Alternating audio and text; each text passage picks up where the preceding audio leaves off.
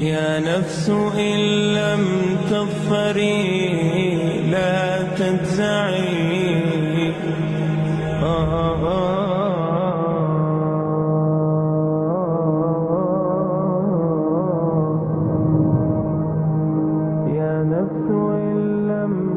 Suppose there is an object, an unidentified, maybe a flying object, which no one in the world has seen. No human being in the world knows about this object. If it's brought in front of you, and if you're asked that who will be the first person who will be able to tell you the mechanism of this unidentified object, you have to ask them the question. Who is the first person who will be able to tell you the mechanism of this new object which no one in the world has seen? After thinking for a while, he'll give the answer. The person who will be able to tell you the mechanism, the first person, is the creator of that object. Some may say manufacturer, some may say producer. Whatever they say, don't grapple with the word, accept it. It will be somewhat similar, either creator or producer or manufacturer. But remember what he has told you. Keep it in your mind. When you look at the world around you, to say that it has no design or no designer is beyond the capacity of the human intellect. That we look at everything based upon the meal, who gave it, who made it, who cooked it, the car, who makes it, the building, who built it. So the human mind, rather than using its intelligence that it thinks that it has to deny the creator, is supposed to use that information to prove and to show itself that there is a design to this. Now if somebody said, prove that there is a God, I'm telling you that you are the proof. You are the proof that there is a God, that there is a creator. You are the living proof of it. Everything that exists for the reason, and God says this in the Quran. In the Quran, Allah says, do you not look at what's around you? Do you not look inside of your own selves to realize that I exist? Is that not enough evidence for you?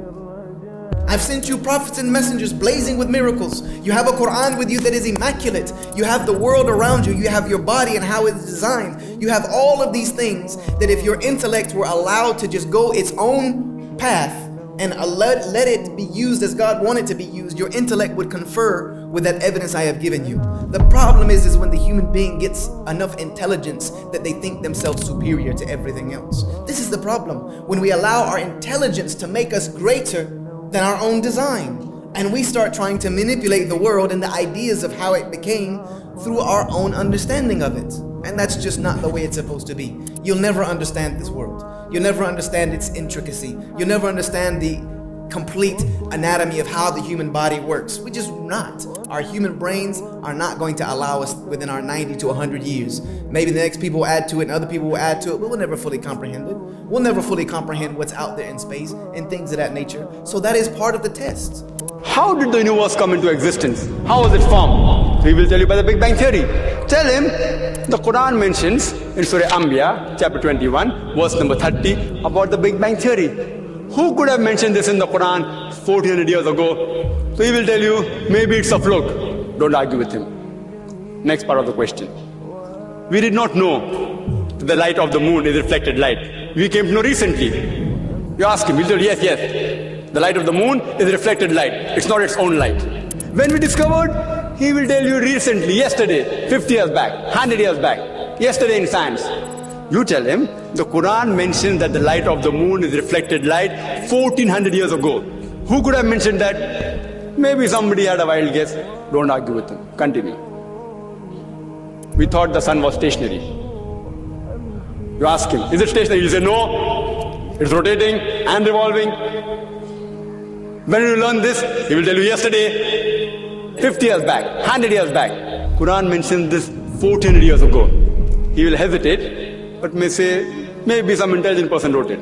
Don't argue with him. Continue. How was the universe initially? What is celestial matter? He will tell you, it was smoke. How did you come to know? We have got proof, we have got evidence.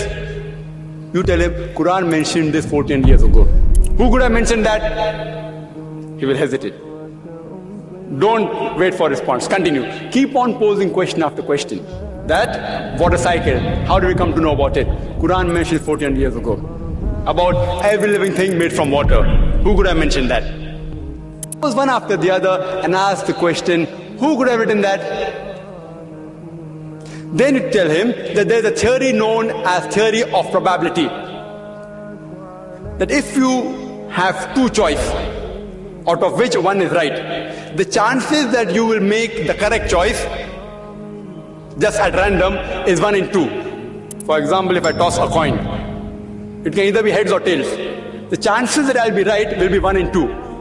If I toss it twice, the chances that I'll be right both the times will be 1 upon 2 multiplied by 1 upon 2, that is 1 upon 4, 25% chance. If I toss it thrice, chances I'll be right all 3 times, 1 upon 2 multiplied by 1 upon 2 multiplied by 1 upon 2, it's 1 upon 8, 12.5%. This is called as theory of probability. If you ask, what is the shape of the earth? There are various shapes. Some may say it is flat, some may say it's triangular, some may say it is hexagonal, some may say pentagonal, some may say heptagonal, some may say square. Say there can be 10 shapes. The chances that if anyone makes a wild guess, it being correct is 1 upon 10. The light of the moon, it can either be its own light or it can be reflected light. The chances that you make a wild guess and it being correct will be 1 upon 2. The chances that both shape of the earth and light of the moon being reflected light, both being correct, if you make a wild guess, it will be 1 upon 10 multiplied by 1 upon 2, it is 1 upon 20. What can the living creatures be made of?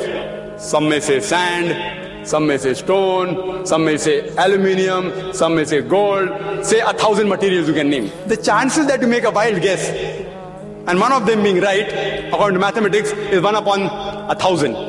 The chances that all 3 being correct, the earth is spherical, light of the moon is reflected light, and every living creature created from water is correct, will be 1 upon 10 multiplied by 1 upon 2 multiplied by 1 upon 1,000. Answer comes to 1 upon 20,000 or 0.005%. Quran speaks about scientific science more than 1,000 verses. In 3 verses the answer comes to 0.05%. If you apply probability theory to all this being at random chance, it will come to 0, negligible. And in maths, anything 1 in 10 raised to 50, it's equal to 0. So you ask your atheist friend, who could have written this? The only answer he can give you is this first answer: the creator, the manufacturer, the person who has produced it. That's the only answer. There's no other answer. What science is saying today is they are not eliminating God. They are eliminating models of God. La ilaha illallah. They are not eliminating God, but models of God. If somebody says, I want you to show me living proof that there is a God that exists, show it to me tangibly, I would tell you one thing right now. There is a book that does that very beautifully. There's a book that will give you all of the proof that you need. Pick up that one book called the Quran and read it. Read it. If you're sincere and you want to know the truth, you really want to know the truth, then go home tonight. Go by yourself. I don't care whether it's in your room or in your car or wherever it is. Make sure you're alone and say these words. Even if you don't really mean them right, or you don't really believe them right now, you don't believe there's a God, just say these words and mean it. Say, Creator, if there is a creator out there that created me, guide me to the truth. That's all you have to say. If there is a creator who created me, guide me to the truth. I do that as a Muslim at least minimum 17 times every single day in my prayers. I ask for guidance to the right path. If you say that sincerely, and you're really sincere about it, and you're willing to follow that path wherever it may go, you will find the truth. Because it says in the Quran that we guide those who will to walk upright. Whoever searches for our ways, we will guide them to our paths. So if you're sincere about that effort, go home and do that tonight. You won't be left wondering.